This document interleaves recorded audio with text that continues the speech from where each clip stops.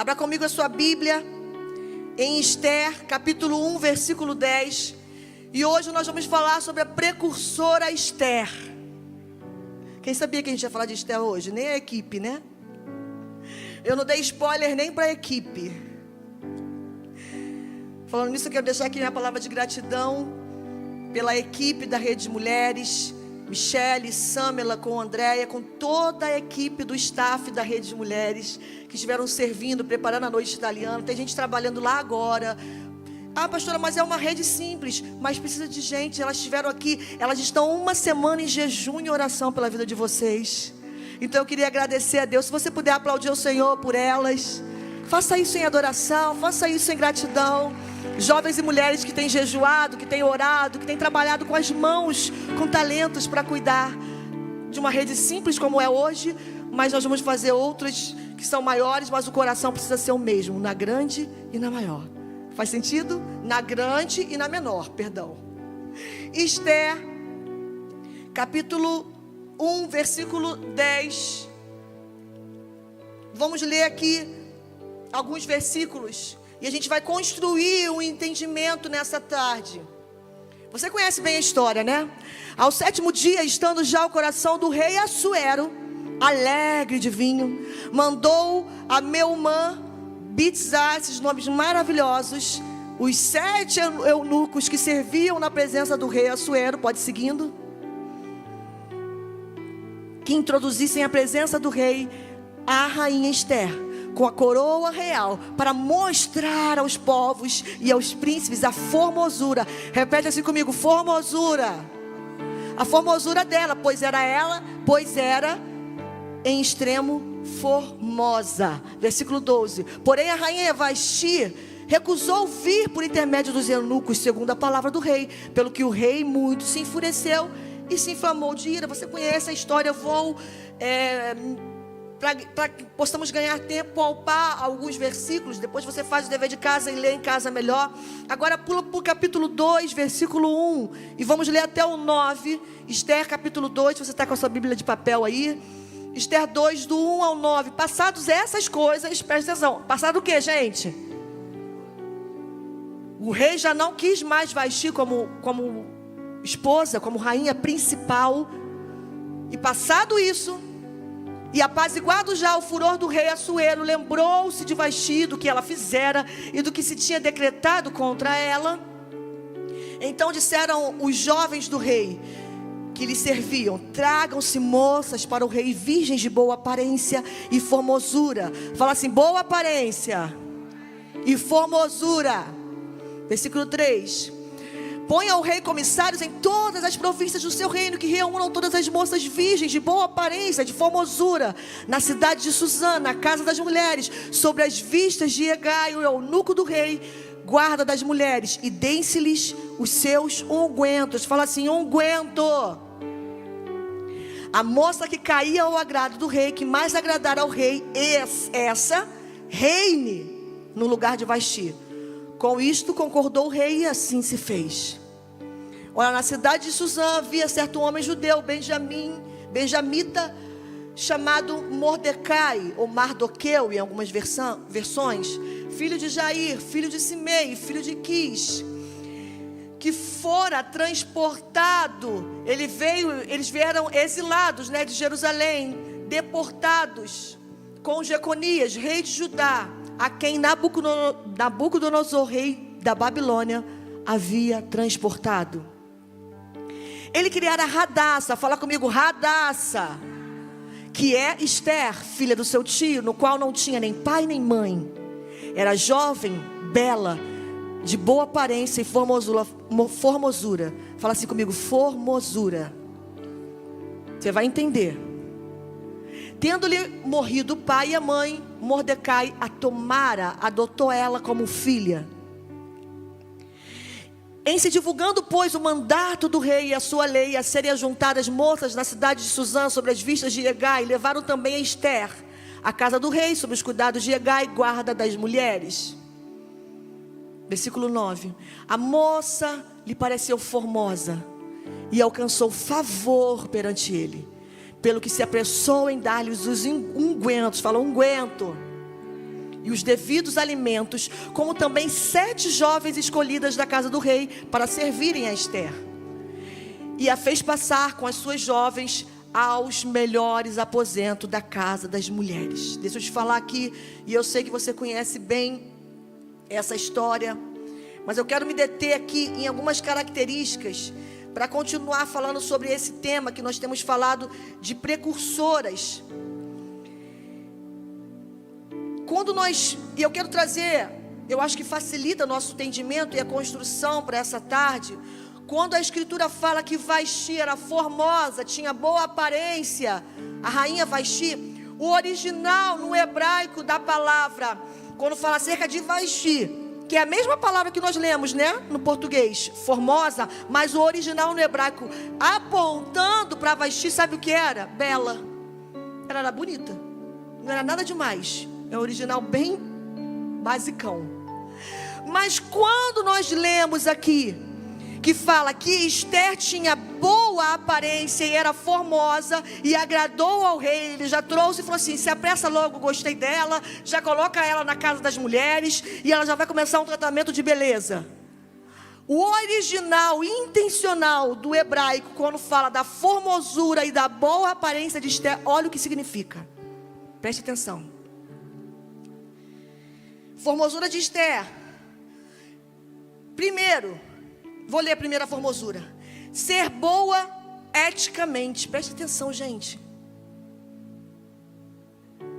Que ela tinha boa aparência e ela agradou ao rei. Isso significa ser boa eticamente, ser agradável, estar alegre, ser benéfico, ser amável, favorável. Ela era uma mulher feliz, correta, encantadora, bem, agir bem corretamente, de forma conveniente, ter boa compreensão.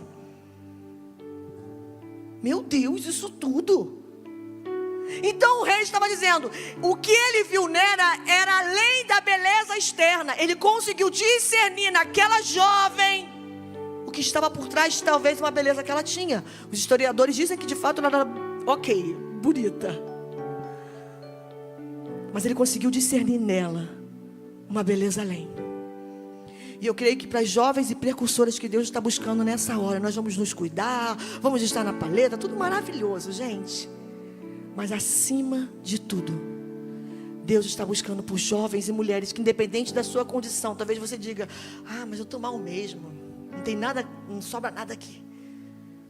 Deus está dizendo, o tipo de mulher e jovem que eu estou buscando vai além do que todos podem ver. Talvez vai além do que o seu marido está vendo, vai além do que os seus filhos, vai além do que os seus amigos da igreja estão vendo. E esse homem conseguiu enxergar Ester além. Esse homem conseguiu, pelo Espírito. O Senhor o direcionou a isso, você sabe a história.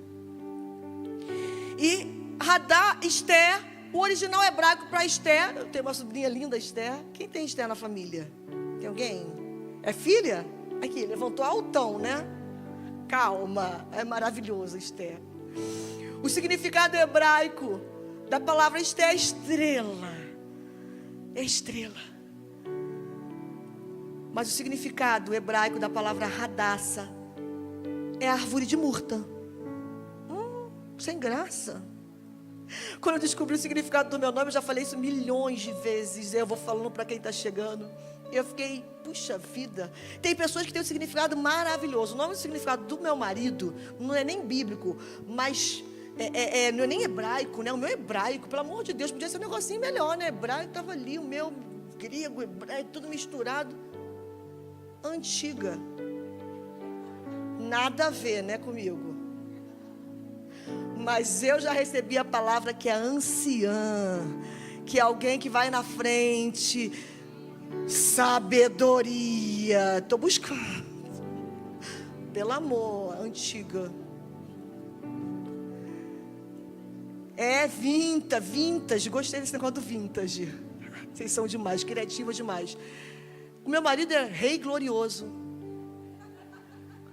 Não é nem hebraico, é lá de onde que veio o significado rei glorioso. E aí quando eu entendi o significado de Hadassah, eu fiquei assim, murta? Que de murta? É a árvore de murta. Quem conhece murta? Tem algum, além da Maria, alguma esposa de biólogo? Vocês gostam de murta, gente? Gente, Fernanda também é cultura. Em Israel tem muita murta. Nunca me levou em Israel, né? Está em guerra lá. Eu falei, Senhor Jesus, poupa alguma parte lá para eu poder ir, Jesus. É cheirosa demais, né? Já deu spoiler. A árvore de murta. No passado, não sei se eles usam hoje, mas era uma árvore, a flor, né? Ela era usada como perfume e ela também era usada de forma medicinal. As suas folhas, as suas flores como perfumes e as suas folhas de forma medicinal. Por quê?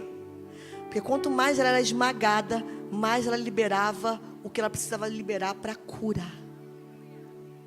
E esse é o significado de Hadassah. Fala assim comigo, Hadassah. Aquela que precisa ser esmagada, espremida, para que depois de espremer ela vai liberar cura para outros.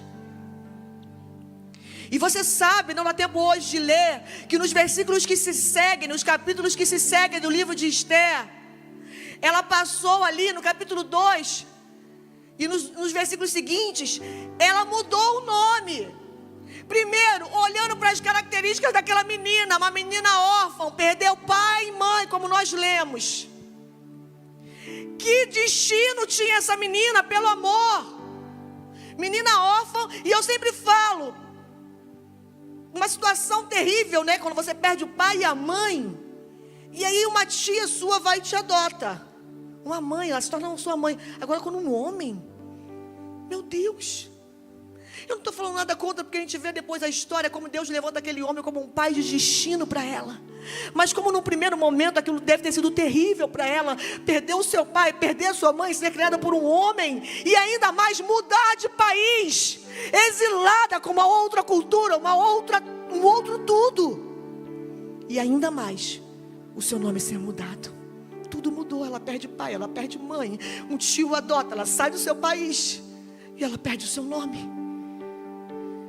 Quem está pegando aí?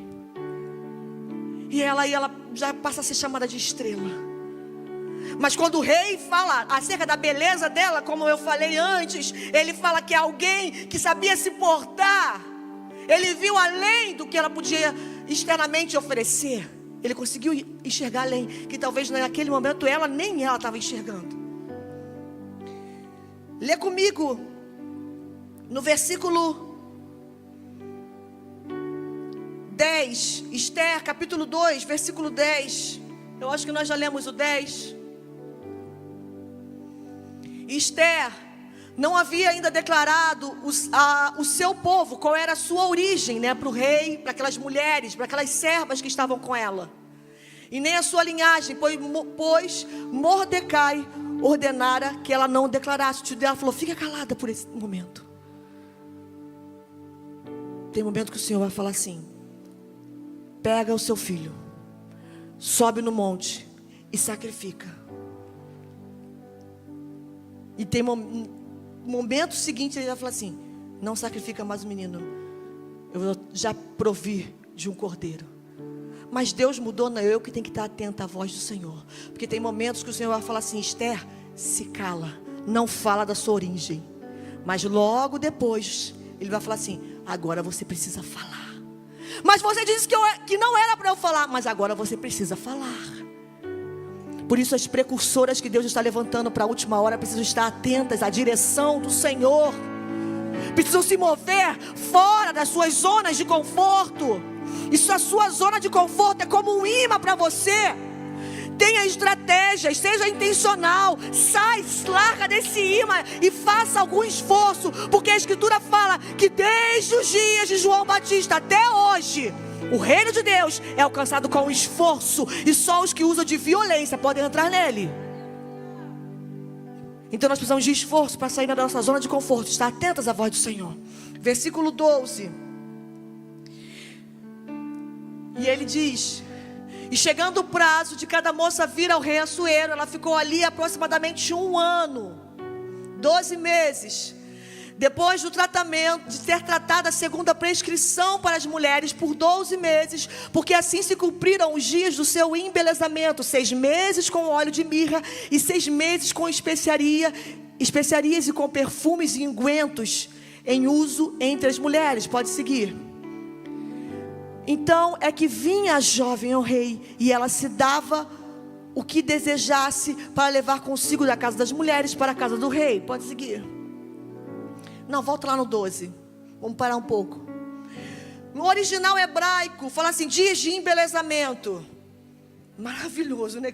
Você pensou que você é na sua área. Quem é da área de beleza? Não, eu inventei o meu dia da beleza. Está lá na Bíblia, ó. Você está crente que você inventou uma ideia criativa. O davar de Deus, a palavra criativa chegou a você e você inventou o dia da beleza, né? Vamos fazer um evento na igreja. Deus me deu uma ideia estratégica, o dia da beleza. Quem leu lá dia de embelezamento? Cadê, gente? Dias do seu... Que maravilhoso. Só que não. Os dias de embelezamento eram 6 meses de tratamento. Por 6 meses elas ficavam sendo tratadas com mirra. Fala mirra. E por outros 6 meses com unguento. Tem uma versão, que é a versão que eu prefiro, que é a minha versão, que fala assim: dias de raspagem. Quem gosta de esfoliação? Eu adoro, sou daquelas carniceiras. Se deixasse até sangue. A moça tá, não, mas é levemente, eu tô... Lembra da açúcar? Né? Porque a gente não tem, às vezes, condição. Pega açúcar, pega mel, passa no rosto, eu lotada de açúcar, fazendo a Michele trabalha com beleza por anos. Aí a Michele, às vezes, ia fazer maquiagem em mim por algum evento, por algum casamento. Eu chegava eu vermelha, inchada. Ela, o que você fez com esse rosto? Eu fiz esfoliação antes da maquiagem. Ela, pelo amor de Deus. A cara latejando, tom. Porque eu sou muito carniceira. Sabe o que são os dias lindos de embelezamento que nós lemos? Que Esther passou 6 meses mais 6. Raspagem. Qual era a cultura deles? Qual era o que eles deixavam como ensinamento para aquela mulher? Ainda mais ela vindo para a presença do rei, no lugar mais elitizado. A pele dela toda, por 6 meses, esfoliada.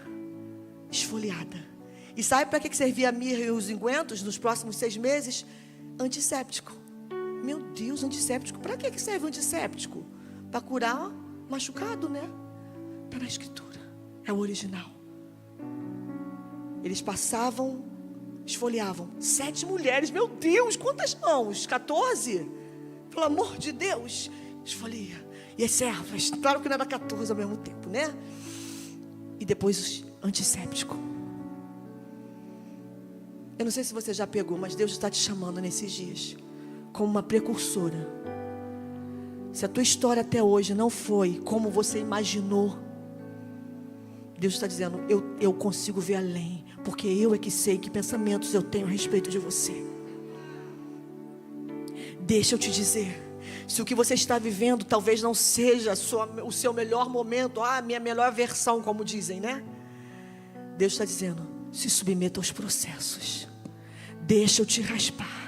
Deixa eu te pegar de dentro para fora. Isso não é externamente. Na maioria das vezes é de dentro para fora. É onde ninguém está vendo. E aquela menina, órfã, não tinha uma mãe ali. Pessoas desconhecidas numa outra cultura. O seu tio já não estava mais perto dela o tempo inteiro. E ele disse, não conta de onde você veio. Escondida, com o nome trocado. 6 meses, mais 6 meses de unguento, como antisséptico. É para isso, uma das características da mirra e dos ungüentos, não é só para trazer o aroma, é para trazer a cura na pele como um antisséptico. Versículo 15. E aí sim, depois desse tempo, Esther, filha de Abiai, que nome bonito, tia de Mardocai, que tomara por filha, quando lhe chegou a sua vez de ir ao rei, nada pediu, porque ela tinha direito de pedir algo, mas ela nada pediu do que disse Hegai, eunuco do rei, da guarda das mulheres. E Esther alcançou o favor do rei mais do que todas aquelas mulheres. Você sabe, eu não vou ler aqui como a escritura fala no capítulo, nos demais versículos do capítulo 2, capítulo 3, que Esther alcançou o rei e ficou apaixonado por ela. Coisa linda, né? Uma história de amor. No encontro de casais a gente prega. Ele ficou apaixonado por ela. E a Esther já estava confortável. Agora eu quero pular para vocês, e aqui eu quero me deter um pouco mais no capítulo 4. Vai comigo aí para Esther, capítulo 4. Mas Esther, já com a sua identidade de estrela, tempos depois ela se sentiu confortável nesse lugar. Ela ficou confortável como Esther. Ela assumiu a identidade, já não estava mais no processo de ser raspada, já não estava mais no processo de receber aqueles ungüentos para curarem as feridas do corpo, já não estava mais, estava teoricamente curada dos seus traumas, estava cuidada, o rei apaixonado por ela. E aí vamos ler um pouco aqui no versículo 4. Vou ler aqui alguns versículos do 4.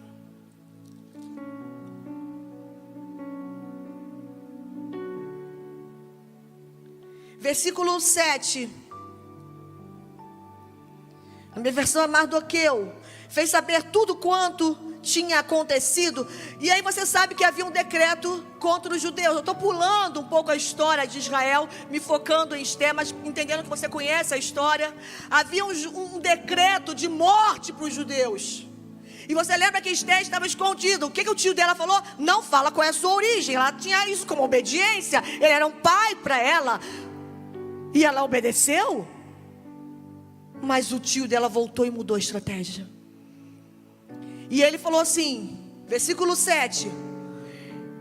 E ele fez saber a Esther tudo quanto tinha acontecido, como também a oferta de prata que Amã dissera que daria para os tesouros do rei, para matar os judeus, para os lançar a perder.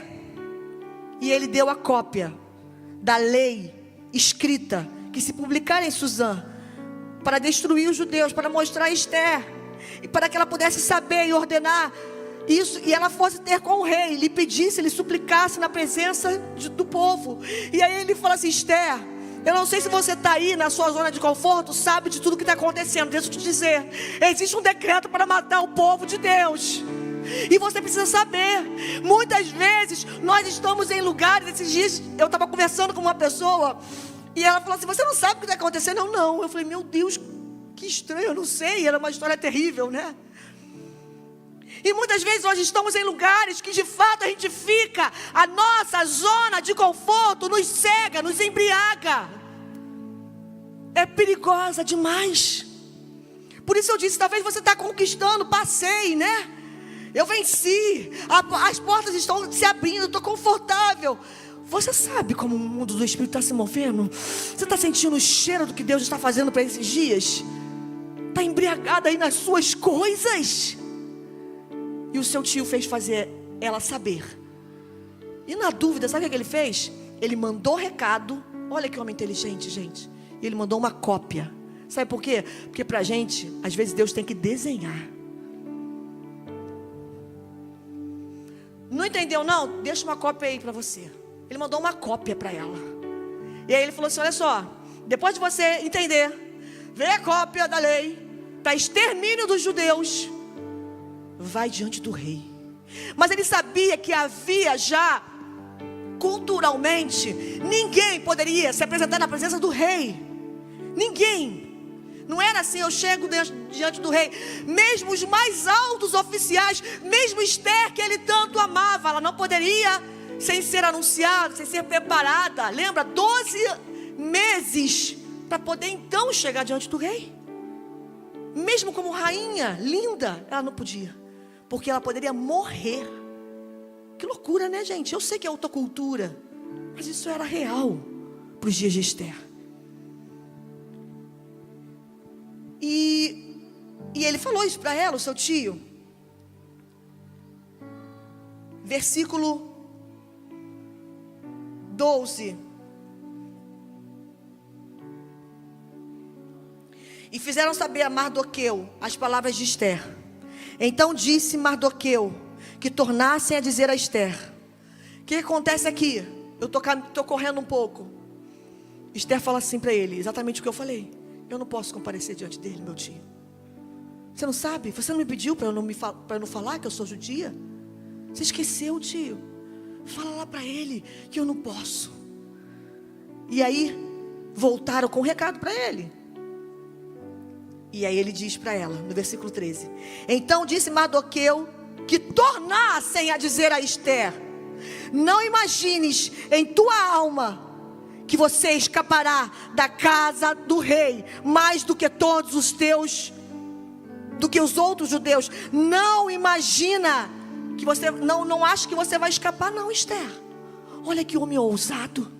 Ele está dizendo, você acha que você vai se livrar, mesmo que ele não saiba ainda a sua origem? Você está achando que se você ficar confortável diante dos dias que está acontecendo, eu sou capaz, suficiente de proteger os meus filhos? Quem se acha tão capaz, tão mulher, tão estudada, tão experiente, capaz de proteger um próprio filho? Quem se acha?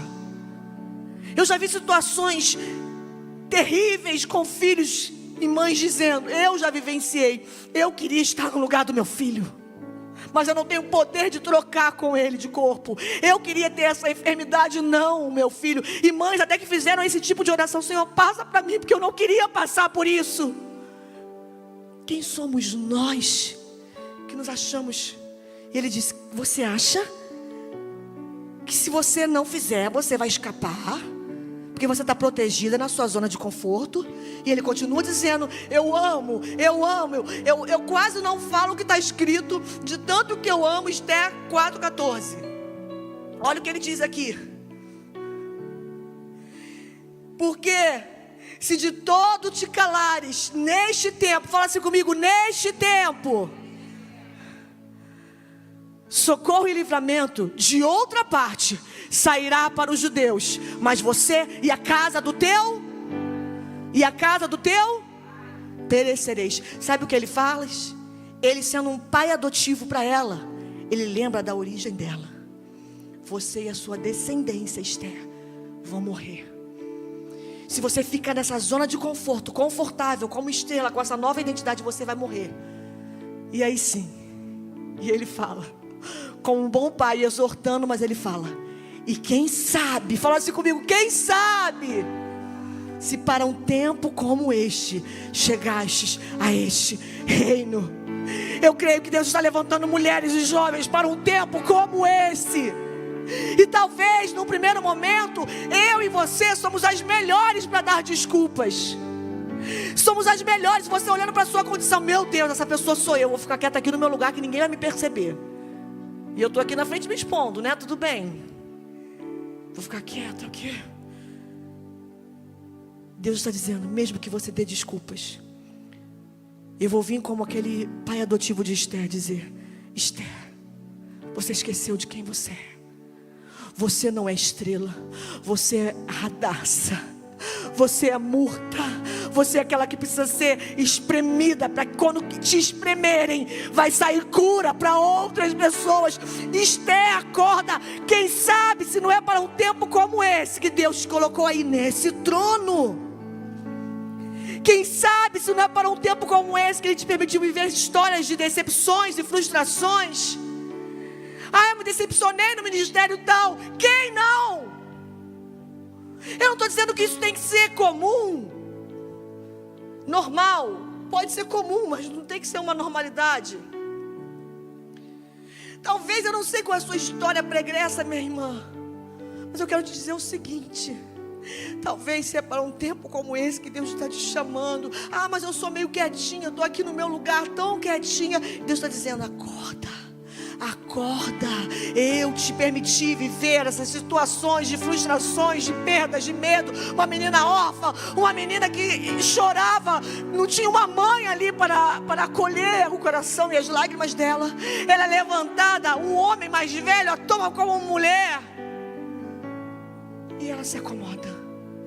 A humanidade tem essa tendência. Mas para os dias do fim, Deus está levantando mulheres que não são comuns, não de não serem comuns nas coisas simples, mas que vão sair da normalidade, que vão sair de um lugar confortável, para dizer: eu estou aqui. E aí sim, versículo 15, aí sim, então, e vem recado, e volta recado, e vem recado, desenha, que às vezes não entende. Então depois disso, Esther disse que tornassem a dizer ao seu tio, que é pai: vai e ajunta todos os judeus que se acharem em Suzã, jejuai por mim, não comais e nem bebais por 3 dias, nem de noite nem de dia. E eu e as minhas servas também assim jejuaremos, e assim eu irei ter com o rei, ainda que não seja segundo a lei. Se tiver que perecer, eu perecerei. Se tiver que morrer, eu morrerei. E ela diz o seguinte: vem cá, os judeus, havia um decreto contra eles. E ela diz o seguinte: pode juntar todo mundo. Porque a ideia era o seguinte: talvez ela pudesse dizer: esconde todo mundo, tio, ajunta todo mundo e entre em jejum, porque eu e as minhas servas. Ela colocou aquelas servas que nem eram da cultura judaica para jejuar, gente. Ela ensinou aquelas mulheres a jejuarem. As precursoras que Deus está levantando para a última hora vão afetar todos que estiverem ao seu redor. Você vai ser, mesmo na sua simplicidade, talvez você não vai ter a dimensão, mas você vai afetar sim. Isso não é uma palavra para te motivar não, minha irmã. É uma palavra para que você volte para sua casa, para sua semana, para os seus desafios, entendendo: meu Deus, é isso que eu quero. E ela disse: se tiver que morrer, eu morrerei. E eu não quero ler hoje, por causa do nosso tempo, os versículos que se seguem. Mas a partir dali, ela entrou, ela alcançou o favor, quem sabe, né, gente? Mas é tão lindo ler. Tem uma música, né, que fala sobre Esther, uma música muito louca, que parece que é um espontâneo, mas é uma canção, mas eu acho que era um espontâneo. Depois eu passo para vocês, também do pastor Antônio Cirilo. Hoje eu estou muito Cirilo. Não vou cantar porque vocês não conhecem, realmente não conhecem, mas eu coloco para vocês. E ele fala que parece um espontâneo essa canção, e a escritura fala que ela compareceu diante do rei. E na música ele fala: minha rainha, preferida minha, amada minha, por que você estava com medo? É como se ele estivesse dizendo: por que você estava com medo de vir diante de mim? Eu te amo tanto. E talvez está eu e você dizendo, ouvindo vozes de intimidação, dizendo: ah, mas se eu parar isso, se eu entregar isso, se eu sacrificar isso, quem vai fazer? E Deus está dizendo: fazei prova de mim, diz o Senhor. E ela compareceu diante do rei. E o rei a amou, ela não morreu. E ela contou o que havia acontecido. Ela contou sobre Amã, sobre o decreto, sobre toda a trama que ele estava fazendo para matar os judeus. E toda aquela trama que ele estava fazendo veio contra ele. Você sabe da história. Vamos fazer a festa de Purim, Lu? Vamos, Lu? Fazer a festa de Purim? A gente precisa celebrar as festas bíblicas. Elas são proféticas e até hoje os judeus celebram, não de forma religiosa, mas de forma profética, em gratidão. Porque sabe o que aconteceu? Aquilo que era para ser um decreto de morte se tornou vida para os judeus. Ela pode ser livre e dizer: eu sou do povo judeu. Eu quero dizer qual é a minha origem. Meu nome é Radassa, prazer, Radassa, esse é meu nome. Eu tenho uma origem. Porque lembra que nós falamos no último encontro aqui da Rede de Mulheres, com base em Isaías 43, quando ele chama o seu filho Israel, Jacó, Israel, quando ele chama, ele nomeia.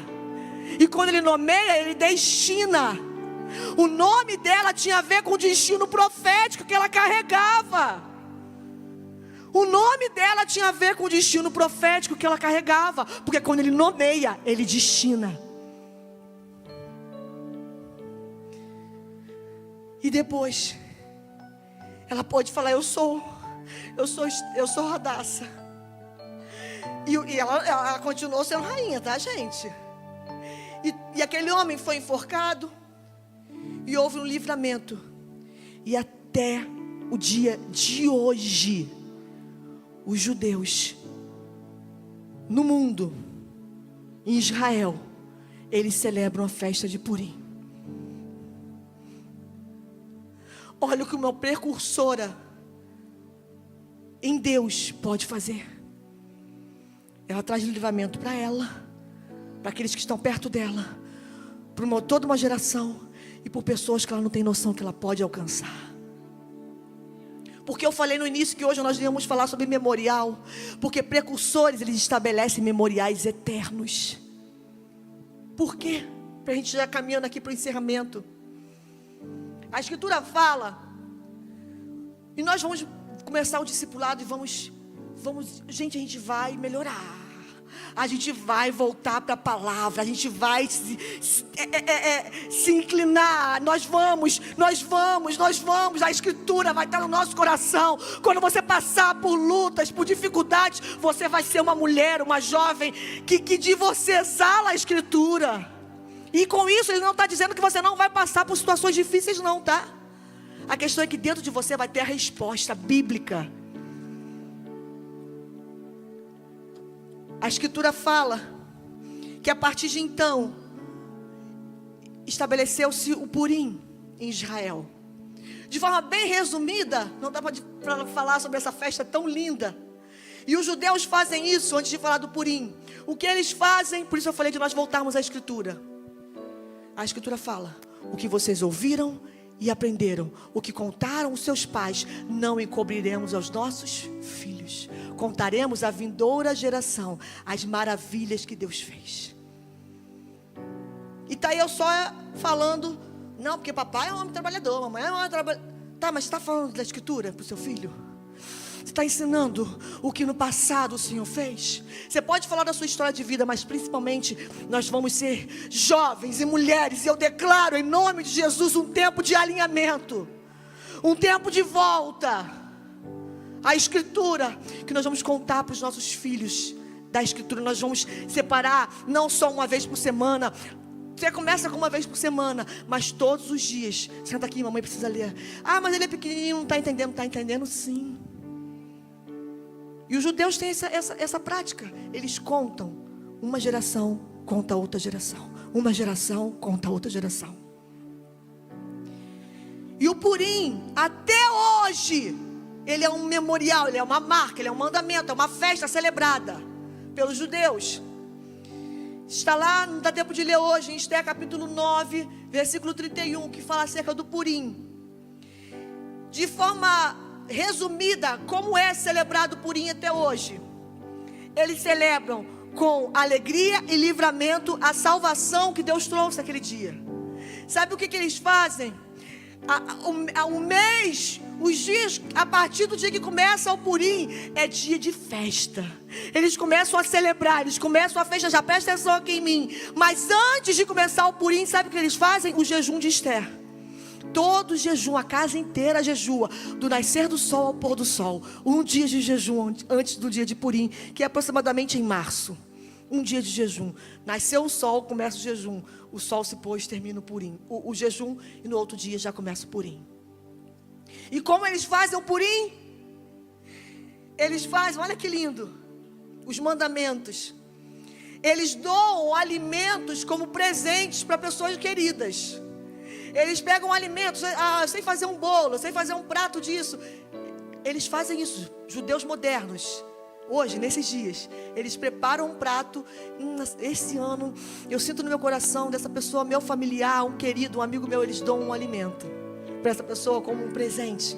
E eles também fazem caridade para os necessitados. É como uma obrigação para eles, tá? Eles fazem isso, não, eles jejuam, eles doam os alimentos como presente, eles ajudam os necessitados. Preste atenção. Na casa, eles fazem uma refeição festiva. A mãe, os filhos preparam a melhor refeição, mas é tudo regado a canções, a músicas, a alegria. Ah, mas talvez se eu vim de um tempo de luta, naquele mês tem que pausar. É verdade. Eu ouvi uma judia falando isso. Ela fala que eles aproveitam, um judeu ortodoxo, perdão. ele falou assim, que eles aproveitam o mês de Purim, os dias que começam o Purim, sabe para quê? Para reconciliação, para pedir perdão, intencionalmente. E eles leem todo o livro de Esther, todos os dias de Purim. Todos os filhos ao redor da mesa, é a leitura do livro de Esther, cada dia uma porção, trazendo à memória os livramentos que Deus fez ao povo de Israel. E para nós encerrarmos, eu quero te deixar uma palavra no seu coração nessa tarde de discipulado. O poder da decisão. Talvez uma decisão simples no seu dia a dia. Alguns talvez tomam uma decisão, vou trazer para o mais comum. Eu tomo uma decisão de melhorar a minha alimentação, porque eu entendo que meu corpo é templo do Espírito, e Deus já tem me incomodado, sabe, pastora? Eu sei que eu vivo numa correria, minha agenda é muito corrida, eu acabo comendo muita besteira. Falei da maioria, né? Mas tudo bem. E aí, eu aproveitei uma situação bem comum, né? E aí, mas meu corpo é templo do Espírito, e Deus está me pedindo isso. E você tomou uma decisão, e aquela sua decisão vai afetar os seus próximos anos. Tem alguém da área de saúde aí? Falar, vai fazer o quê? Afetar os seus próximos anos. É o poder da sua decisão, porque a decisão que você toma hoje afeta o seu futuro. E está o inimigo das nossas almas nos mandando ser, viva o hoje, viva as emoções, sinta agora, faz. E Deus está dizendo, sacrifica, entrega, decide. Esther, se você se calar, você vai morrer, mesmo confortável nesse lugar que você está, nesse teu trono maravilhoso, linda desse jeito, vai morrer, porque Deus vai trazer livramento de outro lugar, hein? O poder da nossa decisão é uma semente, e Deus nessa tarde está te dando uma semente. Fecha os seus olhos aí no seu lugar. Quantas pegaram no seu coração? Eu quis citar o Purim no final, porque nós precisamos, como ocidentais, como igreja ocidental que nós somos, os orientais, eles entendem muito sobre disciplina, né? Mas nós somos tão modernos, nós precisamos voltar à disciplina. Eles intencionalmente param para novamente trazer à memória aquilo que pode trazer esperança. Eles leem, eles repetem para os seus filhos. Parece repetitivo, mas está sendo guardado no coração deles. E eu estou olhando aqui na frente para jovens e mulheres que vão voltar para casa. E se Deus está te pedindo algo simples, fique em paz. Se essa é a sua porção, dá a Ele. Tenha coragem de entregar, porque você não tem noção do que você vai afetar. Você não tem noção, e não vai parar em você. Eu dei o exemplo do corpo, mas pensa no que o poder de uma jovem, de uma mulher de joelhos pode causar em toda uma geração. Mas o meu casamento vai para o joelho. Entrega o seu tempo como semente. Entrega as suas lágrimas como semente. Entrega-se a Ele. Você que está na sua casa, receba essa palavra em nome de Jesus. Eu coloco diante de você, diz o Senhor, a vida e a morte. Mas Ele diz, escolhe a vida, minha filha. Como aquele Mardoqueu, né? Esther, você tem uma decisão diante de você, mas eu, como um bom pai de destino, estou dizendo, vai lá, escolhe o que é bom, porque né, quem sabe se não é para um tempo como esse que Deus te levantou. Quem sabe se não é para um tempo como esse que Deus te levantou. Eu coloco diante de você a vida e a morte. Cada decisão que você toma é uma semente que você semeia. A vida que hoje você vive, hoje a sua vida que você vive, é fruto das escolhas que você fez lá no passado. Lá no passado eu comecei a estudar inglês. Se hoje você flui na sua profissão, é fruto daquela sua escolha lá do passado. A vida que você tem hoje é fruto das suas escolhas do passado. O que você vai semear para os próximos anos? Qual tipo de semente você vai entregar? Não somente em favor dos seus, mas em favor de toda uma geração, porque um precursor é aquele que vai na frente abrindo o caminho, não só em seu próprio favor, mas em favor da sua geração. Essa menina não tinha noção do que ela podia afetar. Essa menina não tinha noção do que ela podia afetar. E eu quero dizer, você pode ter um novo começo. Deus está dizendo, vença a intimidação, dizendo que você não vai conseguir, dizendo que o seu casamento, que os seus filhos, que o diagnóstico é esse. Vença a zona de conforto e vença a intimidação do medo. Se levante, Radassa. Se levante, porque aquilo que vai fluir de você vai curar a outras mulheres. Aquilo que vai fluir de você vai curar a outras mulheres. Decidir não é sentir. Eu sinto que agora minha vida vai melhorar. Isso não é decisão. Decidir é agir. Esther, eu sinto, tio, eu estou sentindo que Deus vai fazer algo. Não, ela tinha que agir.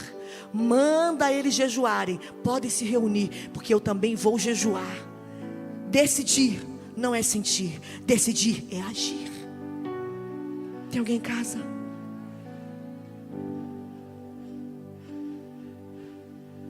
Eu anotei aqui para vocês. A única maneira de não viver arrependida é fazer as escolhas certas. E Deus está dizendo, eu coloco a vida e a morte diante de você todos os dias. Mas como um bom pai, como aquele Mardoqueu, escolhe a vida. E como eu escolho a vida, volta para os lugares onde Ele não mandou você sair. Volta para o seu lugar. Mas eu vou ver escondida. Lembra dos processos de Esther, que ela precisou ser submetida? Talvez Deus vai te colocar num belo processo de raspagem, mas Ele vai derramar unguento.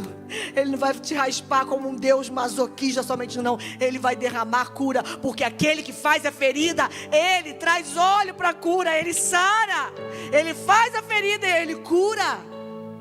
Tem alguém em casa aí, gente? Fique de pé um pouco no seu lugar.